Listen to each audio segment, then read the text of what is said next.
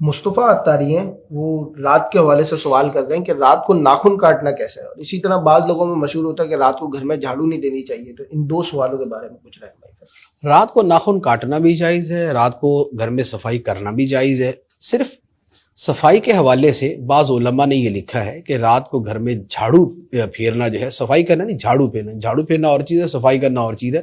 صفائی کے اندر تو 100 چیزیں آ جاتی ہے نا، صفائی کے اندر تو برتن صاف کرنا بھی آ جاتا ہے، چولہا صاف کرنا بھی آ جاتا ہے، تو جھاڑو پھیرنا۔ تو بعض نے یہ فرمایا ہے کہ جھاڑو پھیرنا جو ہے گھر کے اندر رات کے وقت، یہ بے برکتی لاتا ہے۔ تو ایسی چیزوں کے بارے میں عرض یہ ہے کہ اس طرح کی جو چیزیں ہوتی ہیں نا، اس کا بھی مقصد یہ ہوتا ہے کہ اس کو عادت نہ بنایا جائے۔ عادت بنانا جو ہے وہ ہوتا ہے کہ بے برکتی کا باعث بنے۔ باقی کبھی کبھار ضرورت ہے تو ایسا نہیں ہے کہ گھر کے اندر گند مچا ہوا ہے اور کسی نے جھاڑو پکڑا تو دوسرا اس کے اوپر چڑھ دوڑا کہ جھاڑو نہیں پھیرنا، پتہ نہیں کیا ہو جائے گا، تو یہ والی صورت نہیں ہونی چاہیے۔ اچھا، اسی طرح رات کو مہمان گھر سے گئے، اب رات کو اگر مہمان گھر سے گئے ہیں تو پیچھے جو گھر کا حال ہوگا وہ صفائی والا ہی ہوتا ہے، وہ جھاڑو پھیرنا ہی پڑتا ہے۔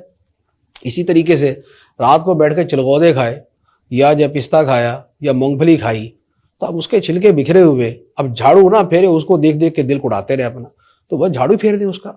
تو یہ جو جھاڑو پھیرنے کی اس طرح کی بات ہوتی ہے، اس طرح کی اکثر چیزیں ہوتی ہیں عادت بنانے کے حوالے سے، کہ عادت یہ نہ ہو کہ بھئی یہ کام اسی وقت کرنے ہیں، عادت نہ بنائے، باقی ضرورت پڑے تو بالکل کرنا چاہیے۔ صفائی جو ہے یہ نصف ایمان ہے، صفائی مطلوب ہے، صفائی محبوب ہے۔